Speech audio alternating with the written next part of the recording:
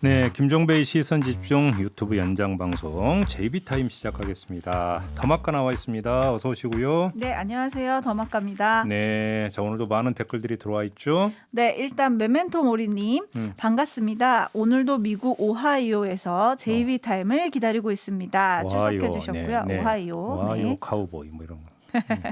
중년 선생님 네. 출석합니다 하고 오셨고요. 네. 공명정대님 좋아요 누르면서 기다립시다 해주셨고, 요게 이제 모범 시민의 자세죠. 네. 네, 그리고 오효성님, 아싸, 오늘은 제비타임 실시간 해주셨네요. 네, 고맙습니다. 네. 감사합니다. 오늘만 말고 매일. 네. 네, 근데 또 이제 뭐 출근이나 여러 가지 일들이 있으면 못 하실 수 있으니까. 네. 그리고 우리가 잊었던 얘기를 해주신 분이 계시네. 일체 유심조님, 오. 1만 명 동시 접속자를 위한 시작, 좋아요 꾹 해주셨습니다. 네, 그렇죠. 기억하실지 모르겠지만 매일 아침 5일 동안 동접자 10,000명? 넘어가는 거를 5일 동안 네. 함께하면 제비가 아니지 제이비님이 새로운 공약을 하나 하시는 걸로 네, 기억하고 계시죠? 약간 떨어졌어요. 네, 좀 주변에 좀 널리 홍보해 주시고 같이 해주시기 좀 부탁드리겠습니다. 네. 네, 본방을 먼저 돌아보겠습니다. 네, 뉴스세계 시간에 검찰 기자단 해체에 대한 국민 청원에 대한 청원의 답변을 좀 저희가 짚었었잖아요. 예. 김진수님이 10년째 똑같은 얘기.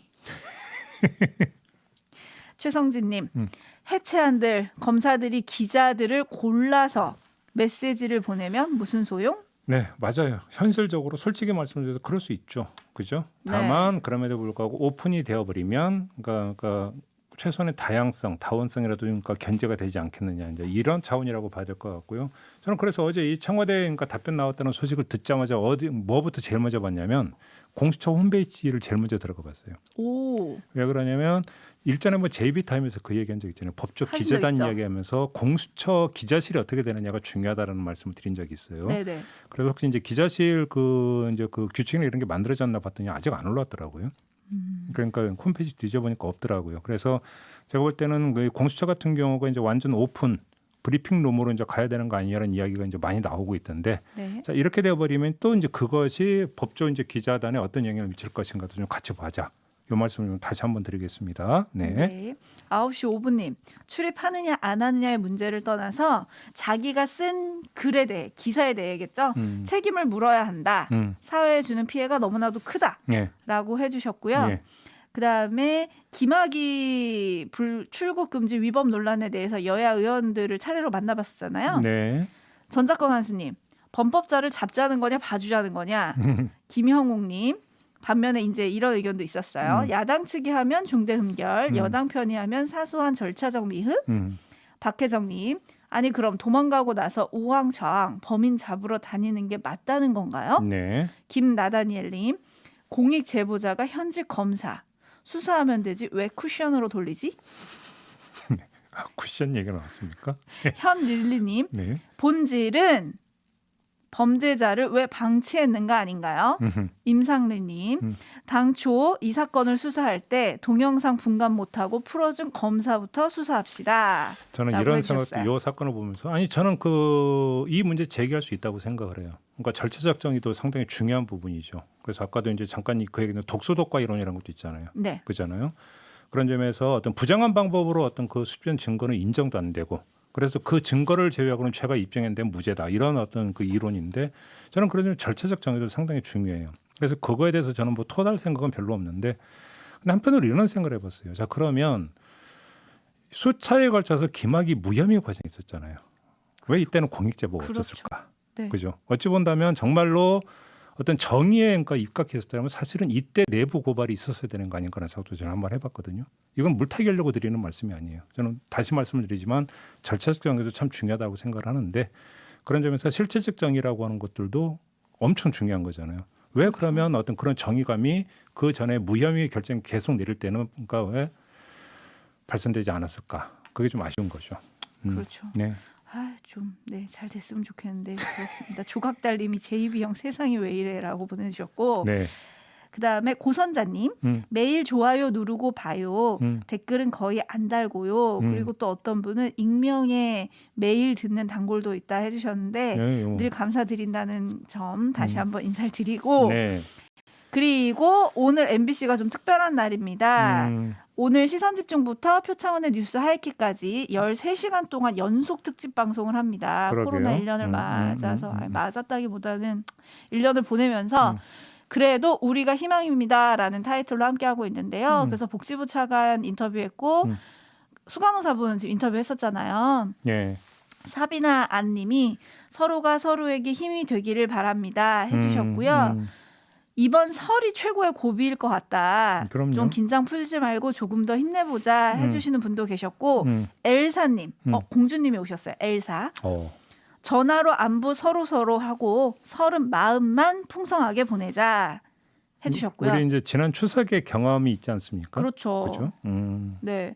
그리고 저희가 방송에서 직접 말씀 못 하셨는데 그 대구 자원봉사 6주 갔다가 확진 걸렸던 강정화 간호사님을 저희가 만났잖아요. 네. 시선 집중의 찐팬이라고 하십니다. 나이트 전담이라서 매일 아침에 이 시간에 퇴근을 하시는데 잠깐 나이트 전담이라고 한다면 오해의 소지가 있고 그러니까 야간 근무를 하시는. 네. 이렇게 말씀을 하시더라고요. 그래서 저는 하여튼 그래서 시선 집중을 들으면서 늘 퇴근을 하신다고 네. 찐팬이시구나. 네네 팬심을 전해주셨습니다. 감사합니다. 정말 감동적인 인터뷰였어요. 네 맞아요. 근데 루나 킴님이 간호사님 혹시 요즘 등 안 아프세요? 한번 보세요. 날개 빠진 자국 있나? 아주 센스 있는 댓글이었어요. 네 그리고 임재선님 간호사님 최고입니다. 이런 분들 상 좀 줍시다 해주셨고요. 맞아. 아니 상은 둘째치고 수당이라도 좀 제대로 지급을 하세요. 수당이라도. 정말 아까 그 복지부 차관하고 인터뷰에다가 이거 꼭 물어봐야 했는데 시간이 없어서 못 물어보고 그냥 넘어가서 아쉬웠는데 차관님 다시 전화할 수도 없고 그러니까 수당 좀 제대로 지급을 하세요. 이게 뭐예요 도대체가. 네, 근데 또 그 문제가 2월부터 5월까지만의 수당이었다는 것도 문제입니다. 그러니까 지금 말이에요. 1년이 넘어가고 있기 때문에 전체 다 챙겨주셔야 합니다. 그리고 강한님이 감사하다 인사 전해주셨고요. 한태강님은 이런 의료진뿐만 아니라 마스크를 착용하고 일상을 살아가는 우리 국민들한테도 박수를 좀 보내고 싶다 해주셨어요. 근데 훈훈함은 여기까지. IM 성교개발 집단 감염이 지금 전국 곳곳에서 확산되고 있잖아요. 여기에 또 분노의 촌철님들의 댓글이 달렸죠. 추원님. 터졌다 하면 종교시설 쪽이니 좀 더 강력한 법적 제재가 필요합니다. 아이고. 박찬우님 영업 제한 연장된다면 소상공인 피해 보상 교회에다 물어야 하겠습니다. 희망님 참나 다른 때도 아니고 이 시국에 단순 감기 재채기만 해도 예민해지는데 해주셨어요. 네. 그러니까 저도 제가 비염이 있거든요. 네. 비염이 있어서 이제 특히 이제 미세먼지 막 하는 겨울하고 그러니까 봄 되면 되게 힘들어요. 그래서 이제 콧물 줄줄 나는 경우가 많은데 오늘 방송에서 몇 번 소리를 내셨죠. 정말 눈치 보여요, 정말로. 그잖아요. 이 코로나 때문에 정말 눈치 보여갖고 이런 상황인데 그렇지 않습니까? 네, 근데 열 있는 아이에게 해열제만 먹였다니 참 무슨 생각이셨는지 모르겠고요. 그러니까요. 그리고 최성진님은 불법적인 모임에서 전파되면 벌금 부과하고 치료비도 자가로 하라고 하자. 진여얼님은 종교인들은 스스로 알아서 방역 지침을 잘 따라야 하는 거 아닌가요? 네. 우리가 알고 있는 신성한 그런 종교가 아닌가 봐요. 해주셨습니다. 네. 좀 새겨 들으셨으면 좋겠어요. 그리고 지금 제가 마스크를 쓰고 계신지 확인하고 싶다고 하셨는데 쓰고 있습니다. 걱정하지 마시고요. 네, 확실하게 쓰고 있습니다. 네, 그리고 내 사는 이유님이 매일 JB의 관심 주제가 무엇일까 궁금해하며 듣습니다. 해주셨네요. 네, 그럼 이제 지금부터 이제 제 이야기 하라 이거죠? 네, 관심 주제 나갑니다. 알겠습니다. 자, 오늘은 아주 간만에 윤석열 검찰총장 얘기를 좀 한번 해보겠습니다. 요즘 좀 소홀했어요. 그죠? 네. 지지율이 좀 빠졌다라는 보도가 계속 있었죠. 조사 결과도 나왔고, 네. 그죠? 그러니까 이 지지율이 빠지니까 그 이유를 분석하는 기사들이 어제 그제 막 쏟아지더라고요. 그러니까 대충 정리하면 이런 거더라고요. 반문 정서를 타고 지지율이 올랐는데 그것만으로는 한계가 있다. 이런 분석. 그다음에 윤석열 총장이 정치를 한다라는 아주 입장 표명을 구체적으로 하지를 않으니까 상승 동력에 한계가 있는 거 아니냐. 이런 주장. 그다음에 윤석열 지지율 상승의 1등 공신인 추미애 법무장관이 퇴장하면서 노출 빈도가 줄어들기 때문이다. 뭐 이런 식으로 분석을 하더라고요. 네. 어떻게 생각하세요? 이런 분석에 대해서? 제가 볼 때는 이런 걸 누구 뭐라냐 표피적 분석이다. 네, 라고 네. 저는 말씀을 드리고 싶어요. 죄송합니다. 이렇게 분석하시면 왜 제 죄송합니다. 대답은 들을지 않으시고. 네. 왜냐면 그러니까 제가 어려운 질문 한 건데. 네네 그렇죠. 근데 이런 식의 분석엔 어렵지 않게 반박을 할 수가 있는데요. 저희 이런 아주 짧고 굵게 합시다. 아니 그러면 윤석열 총장이 지지율 상승 추세를 보인 건 정치 선언을 해서 오른 거냐? 라고 하는 반문에 대답을 해야죠. 네 그렇죠. 그런 거 아니지 않습니까? 뭐 그다음에 정치 선언 공개적으로 안 했지만 뭐 몇 가지 말은 했죠. 아무튼 그다음에 반문 정서가 주 요인이었으면 그러면 최근에는 반문 정서가 많이 축소됐다는 이야기냐? 그죠? 동의 안 할 것 같은데. 아니 그러니까 뭐냐면 이런 식의 분석에 대해서 그걸 그대로 받아서 다시 그러니까 이거 따블도 아니잖아요. 그대로 그렇죠. 되돌려서 질문을 해보면 이 분석이 맞나 안 맞느냐가 그냥 나오는 거잖아요. 네. 그래서 한번 반문을 해보는 건데 근데 뭐 이런 거에 대해서 그러니까 누가 원래 그러나 이런 거 갖고 지금 드리려고 하는 그 말씀이 아니에요. 그건 그냥 넘어가겠고요. 더 큰 문제가 좀 있는 것 같아요. 항상 함정은 당연지사라고 생각하는 거기서 지금 이제 그 또아리를 트고 있는 거 아니겠습니까? 자, 반문 정서라는 걸 정말 그 검토 없이 그냥 당연한 것으로 전제하고 분석을 한다. 저는 이 말씀을 드리고 싶은 거예요. 뭐냐면 반문 정서가 없다 뭐 이런 걸 주장하려고 하는 얘기가 아니에요. 그러니까 그러면 반문 정서를 타고 올랐다. 그럼 반문 정서가 지금 뭔데? 더 구체적으로 반문 정서가 그러면 어떻게 움직이고 있는데? 이거를 좀 같이 그 분석을 해야 이게 분석이 입체적으로 되는 건데 그냥 반문 정서 이렇게만 이야기를 하고 있는 거죠. 그래서 제가 더 근본적인 문제 제기를 한번 해보고 싶은 건데요. 네. 윤석열 총장은 정말로 반문 정서의 응집체이고 반문 연대의 구심인가? 그죠? 네.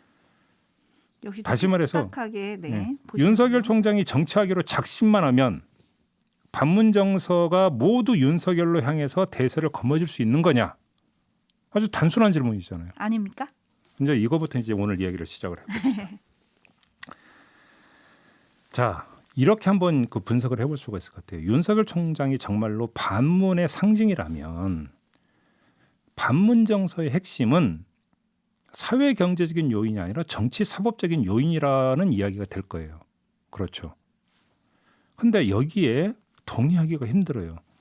일전에 청기 누설에서 한번 분석한 적이 있으니까 짧게만 말씀드리겠는데 자, 지금 반문 정서가 일정하게 있죠. 그러니까 뭐 문재인 대통령 국정 수행 지지도에 대해서 부정적 평가를 하는 게 반문 정서라고 볼 수 있죠. 그러면 그 핵심은 뭐냐면 사회 경제적 요인이고요. 그 중에서도 부동산이에요. 부동산. 그러면 부동산하고 내지 더 범위를 넓혀서 사회 경제적 요인하고 윤석열 총장이 무슨 상관이 있어요? 제 얘기가 단순한가요? 자, 여기까지는 단순한 얘기인데 그 다음부터가 좀 복잡해요. 네. 자, 조금 전에 그 제가 드린 말씀이 맞다면 두 번째 의문이 도출이 되는 건데 반문 정서의 핵심은 사회 경제적 문제인데 왜 그 정서가 그러면 부동산하고는 아무 상관도 없는 윤석열 총장에게로 흐르는가?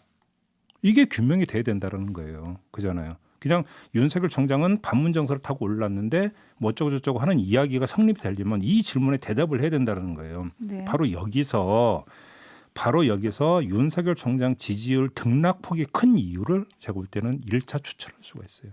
그 뭐냐면 윤석열 총장은 반문의 대안이 아니라 그냥 반문의 표식일 뿐이에요.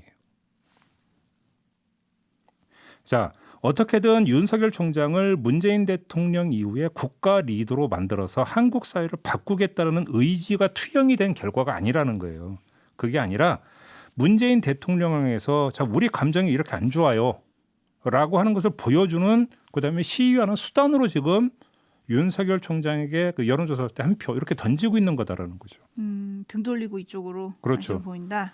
그러니까 윤석열 총장이 정치 선언을 안 해서 어쩌고 저쩌고 하는 분석은 이 지점에서는 잠깐 고개를 디밀 수가 있는 건데 그러니까 윤석열 총장의 정치적 용도와 윤석열 총장의 스탠스가 묘하게 결합을 하면서 지지율 상승 동력을 끌어내리는 것이죠. 그럼에도 불구하고 분명한 건 윤석열 총장의 스탠스 이전에 윤석열 총장의 용도가 더 근본적인 문제인데 용도가 제한됐다라는 거예요. 다시 말해서 윤석열 총장을 정치 리더로 만들어서 어떤 문재인 정권의 여러 가지 문제를 극복하는 어떤 정책 리더로서 세우겠다라고는 의지가 과연 작동이 되고 있는 거냐 대중적으로 제가 볼 땐 그게 작동이 되고 있는 게 아니라는 거예요. 그게 그렇기 때문에 등락폭이 큰 이유를 여기서 설명할 수가 있는 거죠. 뭐냐면 문재인 대통령 국정 수행에 대한 어떤 그 반발 내지 반감이 심하면 그냥 윤석열을 수단 삼아서 저희 마음에 안 들어요라고 하는 표시를 하는 거예요. 그거를. 그런데 그것이 조금 호전이 되면 다시 걷어들이는 이런 과정이 반복이 되고 있다. 수단이 되고 있다는 거죠. 윤석열 총장은. 응? 자, 제가 이 말씀을 드리는 그래서 윤석열 총장은 반문정서의 대안이 아니라는 지금 말씀을 드렸는데 다만 표식일 뿐이다라고 말씀을 드렸는데 이게 무슨 차원의 이야기인지를 제가 부연 설명 하나만 해드릴게요. 사례를 들어서 말씀을 드리고 싶은데 솔직히 말씀을 드리면 별로 입에 올리고 싶은 사례는 아닌데 제가 이제 과문하야 뭐 이거 말고는 다시 그러니까 솔직히 사례를 들 게 별로 안 보여서 그냥 들겠습니다. 자, 노무현 정부 말기로 돌아가 보죠. 이때 상황 우리 그 촌철님도 대충 기억을 하고 있을 겁니다. 당시 반노 정사가 옳고 그른 걸 떠나서 반노 정사가 상당히 심했던 건 사실이었어요.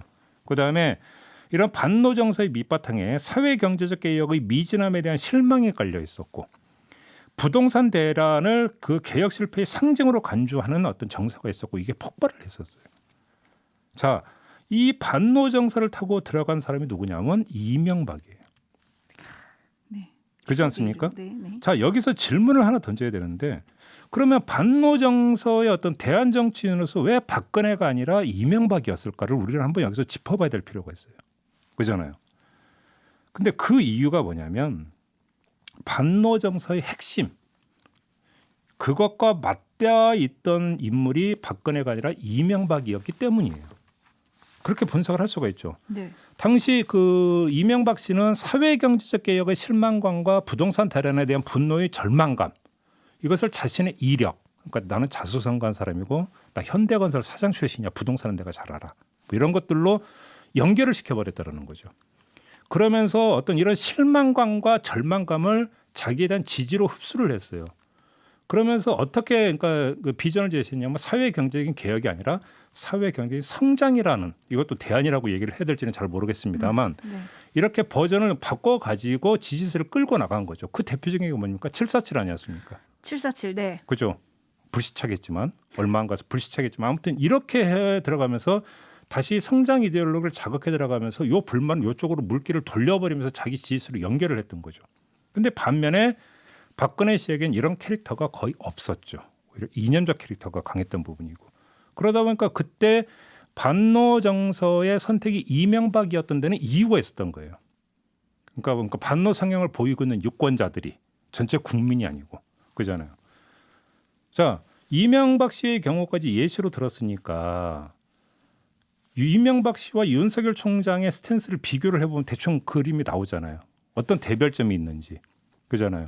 네. 그러니까 요거는 이제 대충 정리가 된 것 같고 어제 중앙일보가 재밌는 기사를 하나를 실었더라고요. 요 얘기로 넘어가겠습니다. 윤석열 총장의 지지율이 빠졌는데 왜 그게 그러면 국민의힘 주자들에게로 흡수가 되지 않느냐. 네네. 이거 관심 많이 받았던 뉴스예요. 그래서 국민의힘에서 당혹해하고 있다. 이런 뭔가 기사를 어제 중앙일보가 실었어요. 근데 제가 볼 때는 이건 당혹해할 게 아니라 너무 당연한 거예요. 당혹해할 이유도 없는 현상이다. 왜 그러냐 한번 보자고요. 국민의힘의 주자들, 뭐 대선 주자, 서울시장 주자 다 포함해서 여기다가 안철수 국민의당 대표까지 지금부터 포함을 시키겠습니다. 이 사람들의 면면을 보세요. 앞서 분석을 했던 반문정서의 핵심과 맞닿은 컨텐츠와 캐릭터를 갖고 있는 사람이 거의 없어요. 안철수 대표는 여전히 코로나에 이른바 몰빵 때리고 있고요. 네. 국민의힘 주자들은 믿거나 말거나 부동산 대책이란 걸 내놓고 있을 뿐. 근데 요거는 그 이상 더 나가고 있는 게 없어요. 근데 요 문제는 지난주 청기 뉴스에 제가 얘기했던 거예요. 그렇기 때문에 더 그러니까 그 확인만 이제 하고 이제 뭔가 넘어가도록 할 텐데요. 그래서 제가 볼 때는 재미난 사람은 김종인 비대위원장하고 유승민 전 의원이에요. 오히려. 이 두 사람의 공통점이 뭐냐면 이 두 사람의 공통 부분은 경제 캐릭터라는 거예요. 네. 이게 겹치고 있어요. 자, 야권 안에서 사회 경제적 문제와 캐릭터가 겹치는 게 이 두 사람인데 근데 이 두 사람의 행보가 극히 제한적이에요. 한마디로 정리하면 평론 정치 수준을 벗어나지를 못하고 있어요. 현재는. 네. 그렇죠. 근데 이러니까 제가 기분이 되게 나쁜 거예요. 왜냐하면 평론은 골목상권이 저 같은 사람이나 하는 게 평론이고 이런 분들은 평론 정치로 하면 안 되잖아요. 아, 골목상권 침해자들이. 근데 왜 골목상권을 침해하냐 이거예요, 제 얘기는. 네. 그래 기분이 나쁘다 이거지. 근데 아무튼 평론 정치만을 하고 있다는 것은 뭐냐면 대안을 제시해 들어가는 정치 행보를 전혀 못 보이고 있다는 얘기잖아요. 그건 아주 분절적으로 그때그때 뭔가 이슈가 터지면 따라가면서 원래 그러네. 그러니까 시시비비를 가리는 거잖아요. 그러니까 이것은 대안이라고는 다 나오고 맞닿아 있는 정치 행보가 아닌 거죠. 네. 그렇잖아요. 그래서 그러니까 여기서 또 한계가 오는 거고요. 굳이 아주 마음 좋게 최대한 헤아려서 그러니까 해석을 한다면 이렇게 해석을 할 수 있겠죠. 지금은 당내 경선 국면이잖아요. 그렇잖아요. 경선 국면이기 때문에 이런 사람들이 나서서 아젠다를 세팅하고 대안을 제시할 자기들이 주인공이 될 단계가 아니다. 그래서 우리는 뒤로 빠져 있고 지금은 주자들이 주인공이 된 시간이다. 이렇게 생각하면서 뒤로 그러니까 일부러 빠져 있다고 이렇게 해석을 하면 최대한 좋게 해석을 한 거겠죠.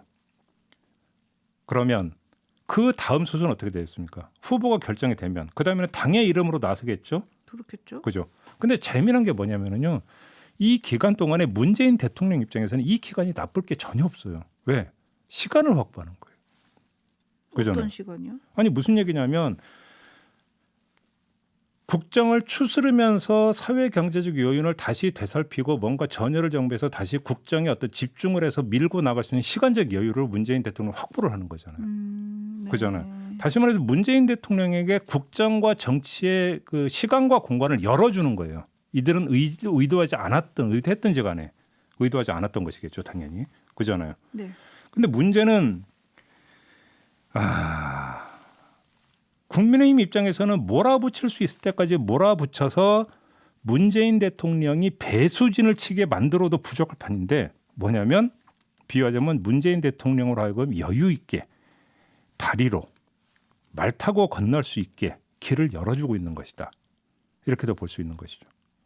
그러면서도 입으로는 문재인 대통령이 뭐 레임덕에 빠졌느니 어쩌고 하고 있는데 제가 볼 때는 그거는 전망이 아니라 거의 소망에 가깝다. 그것도 로또급 소망에 가깝다. 이런 형사가 계속되고 있다면 이렇게 봐야 되는 거죠. 그래서 결국 제가 지난주 청기누설에서 전국의 키는 여전히 문재인 대통령이 쥐고 있다고 말씀을 드린 이유도 바로 그거였어요.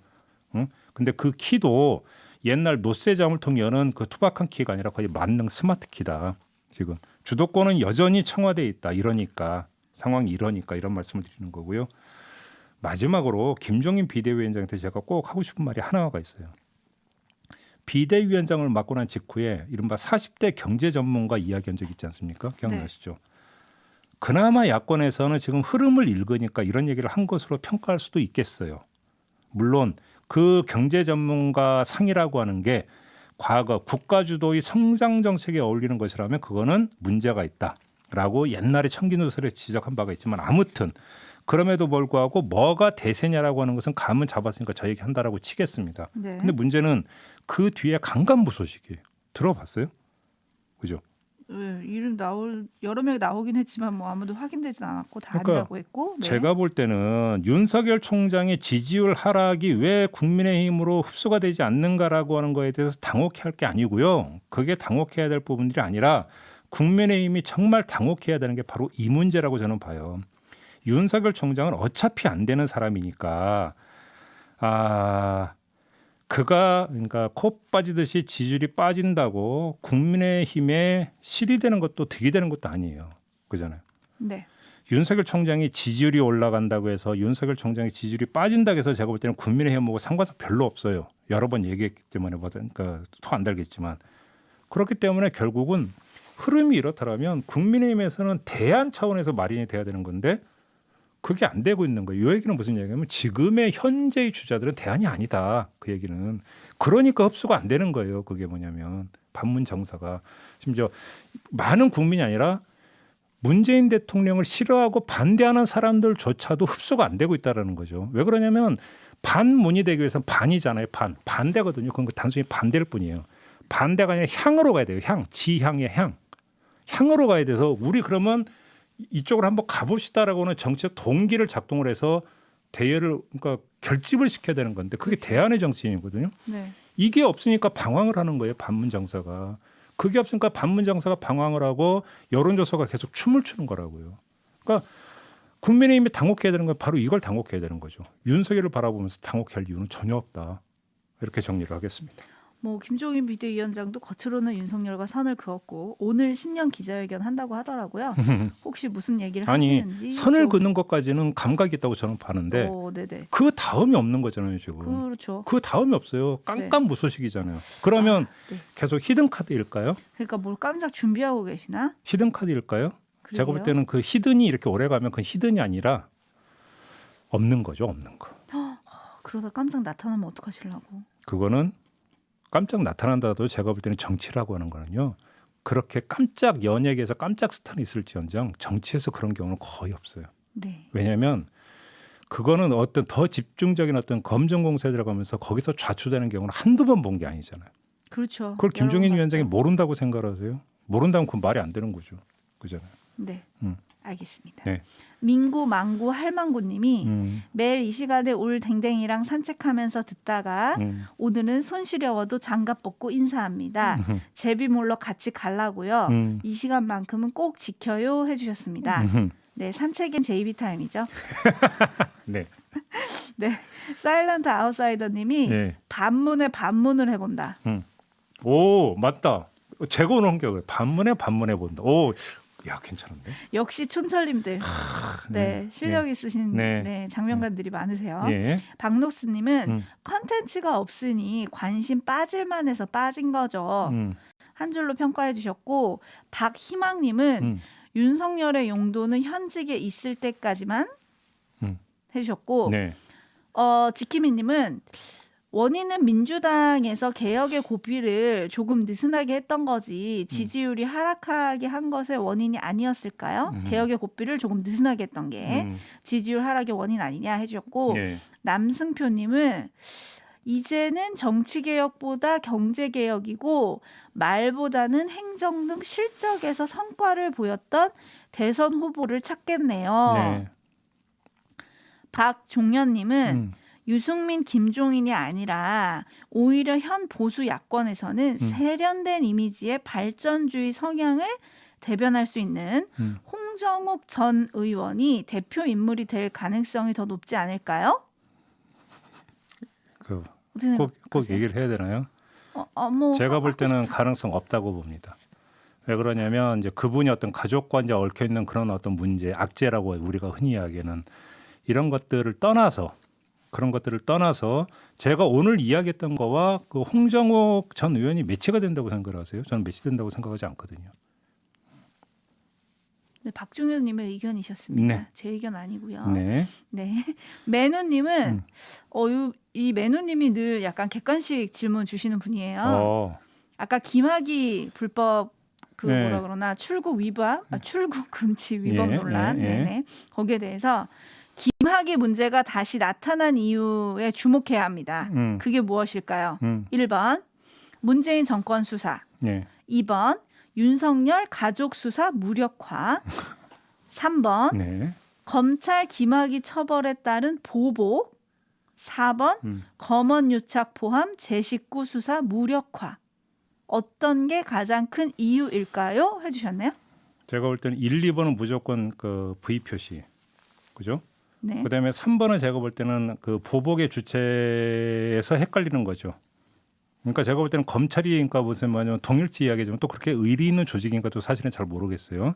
그 보복의 주체가 김학의는 아니잖아요. 그러면 김학의를 대신해서 검찰이 보복을 하고 있다. 저는 그렇게 생각하지 않습니다. 그죠? 그래서 3번은 빼. 4번이 뭐라고요? 검언 유착 포함 제 식구 수사 무력화. 검언 유착 포함 제 식구 수사 무력화를 위해서 네. 제가 볼 때는 요거는 세모. 왜 그러냐면 제 식구 수사하는 거 보면 그러고도 남을 것 같아요. 그죠? 그러고도 남을 것 같기는 한데 근데 이것이 그러니까 만약에 지금 이른바 불법 출국 금지의 주인공들을 친다고 해서 그러면 어떤 검사의 비리나 이런 것들에 대한 수사를 예봉을 꺾을 수 있다라고 하는 것이 연결되는 부분은 또 아닌 것 같아요. 그죠? 그거는 제가 볼 때는 오히려 그거보다 법무장관이 후임 법무장관이 와서 이제 평검사 인사는 있었고 이제 검찰 고위직 인사가 있지 않겠습니까? 네. 그걸 좀 봐야 되겠죠. 알겠습니다. 네. 그리고 지금 신덕규님이 헐 95.9에서는 다른 방송 나와요 해주셨는데 네. 네 정상입니다 신덕규님. 왜냐하면 JB타임은 본방이 끝난 후 유튜브로만 나가는 방송이거든요. 그렇습니다. 네. 유튜브 전용 연장 방송이 되겠습니다. 네, 새로운 촌철님 반갑고요. 네. 찌님이 여자분은 누구신가요? 해주셨는데 네. 새 식구신가 봐요. 감사드리고요. 제가 정리를 할게요. 네? 그 풀네임은 더 막내 작가고요. 줄임말은 더 막가인데 한마디로 시선 집중의 실세다 이렇게 이해를 하시면 되겠습니다. 이상입니다. 네. 네, 저를 구박하는 존재가 되겠습니다. 이영호님 다 틀렸습니다. 네, 제 입이 틀렸습니다. 저는 실세가 아닙니다. 아니 실세가 자기가 실세라고 얘기한 적이 없어요. 한 번도.